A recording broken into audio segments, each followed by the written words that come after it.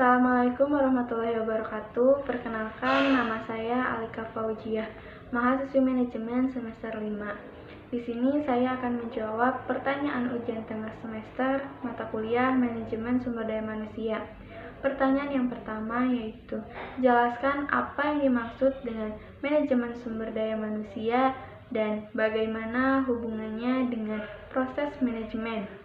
Manajemen sumber daya manusia adalah proses untuk memperoleh, melatih, mengompensasi karyawan, dan untuk mengurus relasi tenaga kerja karyawan, kesehatan dan keselamatan, serta hal-hal yang berhubungan dengan keadilan.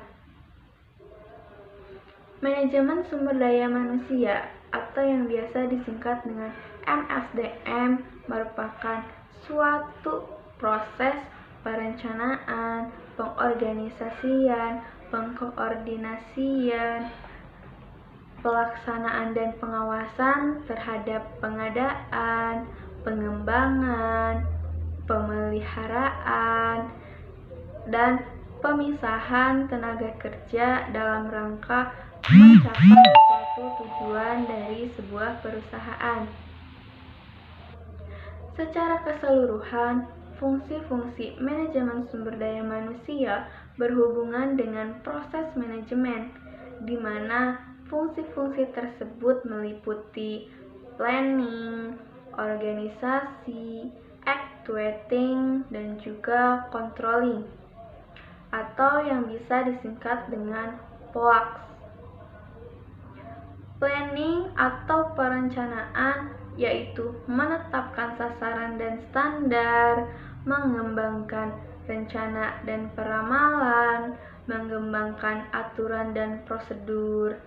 Dan yang kedua yaitu organisasi, berfungsi memberikan tugas secara spesifik kepada setiap karyawan, membentuk departemen, mendelegasikan otoritas kepada karyawan, dan menetapkan saluran otoritas dan komunikasi, mengkoordinasikan pekerjaan kepada karyawan, dan yang ketiga yaitu actuating, yaitu merekrut karyawan prospektif, memilih karyawan, melatih dan mengembangkan karyawan, dan memberikan kompensasi kepada karyawan.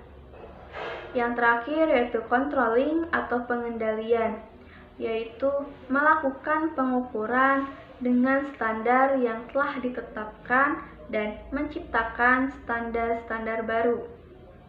Pertanyaan yang kedua yaitu, berikan contoh mengenai konsep dan teknik manajemen sumber daya manusia dapat berguna bagi semua manajer.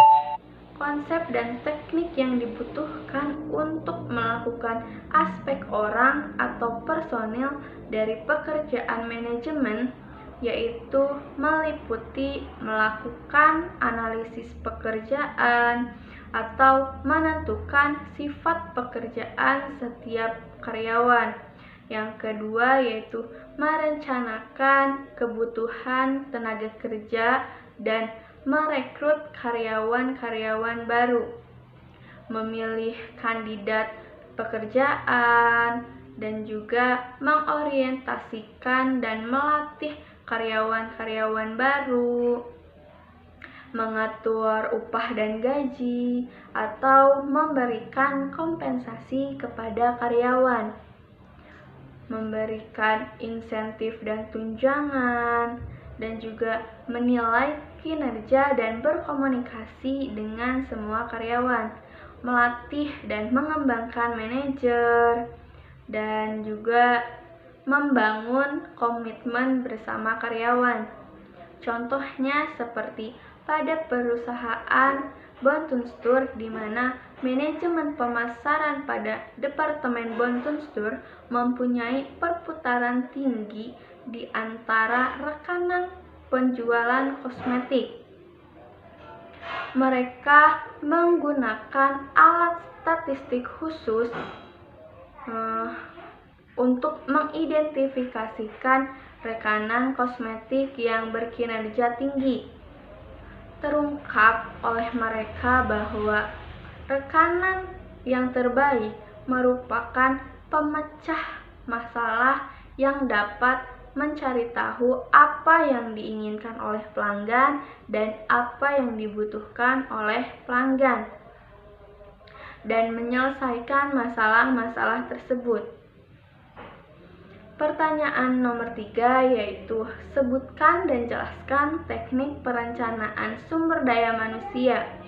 Teknik-teknik perencanaan sumber daya manusia terbagi atas 2 bagian yang biasa digunakan oleh perusahaan, yakni secara ilmiah dan secara non-ilmiah. Teknik secara ilmiah sendiri diartikan bahwa perencanaan sumber daya manusia dilakukan berdasarkan atas hasil analisis dan data, informasi dan peramalan-peramalan atau forecasting, dan perencanaan yang baik. Adapun teknik peramalan itu sendiri yaitu meliputi ramalan para ahli atau expert forecaster, yaitu ramalan yang dilakukan oleh orang-orang ahli atau ramalan yang tergantung pada orang-orang yang ahli untuk mengestimasi kebutuhan sumber daya manusia. Bisa menggunakan teknik Delphi, nominal Delphi teknik, ataupun perkiraan dari manajer. Teknik peramalan yang kedua yaitu analisis tren adalah studi terhadap kebutuhan pekerjaan di masa lalu selama periode beberapa tahun untuk meramalkan kebutuhan di masa yang akan datang atau di masa depan. Teknik selanjutnya yaitu analisis beban kerja. Hal ini bergantung pada sifat beban kerja di departemen, di cabang, atau di divisi. Yang teknik selanjutnya yaitu computer analysis, yaitu suatu rangkaian formulasi matematis yang digunakan secara serentak untuk menghitung kebutuhan sumber daya manusia. Menghitung sumber daya manusia pada masa yang akan datang, dan yang terakhir yaitu analisis statistik atau statistical analysis. Berarti membuat ramalan atau perbandingan statistik dari hubungan masa lampau. Untuk teknik secara non-ilmiah diartikan bahwa perencanaan sumber daya hanya didasarkan pengalaman dan perkiraan perencanaannya saja. Pertanyaan nomor 4 yaitu jelaskan bagaimana Anda akan melakukan sebuah analisis pekerjaan. Saat kita akan melakukan analisis pekerjaan, terdapat 3 hal yang harus dilakukan. Langkah yang pertama yaitu persiapan analisis pekerjaan, di mana kita memutuskan bagaimana kita akan menggunakan informasi tersebut dengan cara identifikasi pekerjaan dan penyusunan daftar pertanyaan. Langkah yang kedua yaitu pengumpulan data dengan cara observasi, wawancara, kuesioner, ataupun kombinasi dari teknik tersebut. Teknik ini berguna untuk membandingkan pekerjaan-pekerjaan untuk tujuan kompensasi, meninjau informasi latar belakang yang relevan seperti bagian organisasi dan bagian proses. Langkah yang terakhir yaitu analisis aliran kerja adalah studi terperinci mengenai aliran kerja pekerjaan-pekerjaan lain dalam suatu proses kerja. Pertanyaan nomor 5 yaitu apakah menurut Anda perusahaan benar-benar dapat berhasil tanpa job description? Berikan alasannya. Menurut saya, perusahaan benar-benar dapat berhasil tanpa job description itu tidak tepat. Karena setiap karyawan membutuhkan deskripsi pekerjaan, sehingga karyawan tidak kesulitan dalam menjalankan pekerjaannya. Sehingga jika dalam sebuah perusahaan terdapat job description, akan mempermudah karyawan dalam menjalankan atau mendukung dan melakukan hampir semua aktivitas manajemen sumber daya manusia. Pertanyaan nomor 6 yaitu jelaskan secara singkat setiap langkah dalam proses rekrutmen dan seleksi. Dalam proses rekrutmen dan seleksi, ada beberapa langkah yang harus dilakukan, yaitu melakukan atau memutuskan posisi apa yang harus diisi melalui perencanaan dan peramalan angkatan kerja atau personil. Langkah selanjutnya yaitu membangun sekelompok kandidat untuk pekerjaan tersebut dengan merekrut kandidat baik secara internal ataupun eksternal, meminta karyawan melengkapi formulir lamaran, dan mungkin menjalani wawancara penyaringan tahap awal. Langkah selanjutnya, memanfaatkan alat-alat seleksi seperti tes, penyelidikan latar belakang, dan ujian fisik untuk menyaring kandidat. Langkah selanjutnya, memutuskan siapa yang akan diberi penawaran dengan menyuruh penyelia. Pertanyaan nomor 7 yaitu, untuk jenis pekerjaan seperti apakah menurut Anda wawancara tidak terstruktur menjadi bentuk yang paling tepat? Berikan atau jelaskan alasannya. Jenis pekerjaan yang paling tepat untuk wawancara tidak terstruktur yaitu menurut saya pekerjaan informal.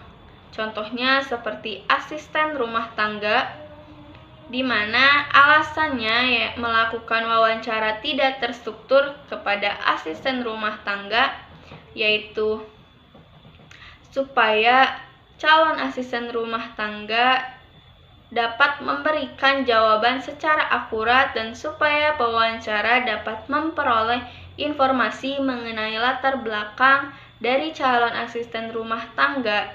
Dan jika kita menggunakan wawancara tidak struktur kepada asisten rumah tangga, kita dapat melihat kepribadian dari calon asisten rumah tangga tersebut. Juga calon asisten rumah tangga bebas memberikan jawaban atas pertanyaan yang sudah diajukan tanpa dipengaruhi oleh pewawancara. Pertanyaan nomor 8 yaitu, jelaskan mengapa penetapan kebijakan kompensasi harus sejalan dengan strategi bisnis perusahaan. Pada dasarnya, kompensasi adalah upah, gaji, dan semua fasilitas yang merupakan balas jasa atau pembayaran yang diberikan oleh perusahaan kepada karyawan untuk menyelesaikan pekerjaan, sehingga penetapan kebijakan kompensasi harus sejalan dengan strategi bisnis perusahaan supaya tujuan perusahaan tercapai. Dengan memberikan kompensasi kepada karyawan akan menghasilkan karyawan yang sesuai dengan yang dibutuhkan oleh perusahaan dalam mencapai tujuan atau strategi kompetitifnya. Sekian jawaban ujian tengah semester mata kuliah Manajemen Sumber Daya Manusia yang bisa saya berikan. Wassalamualaikum warahmatullahi wabarakatuh.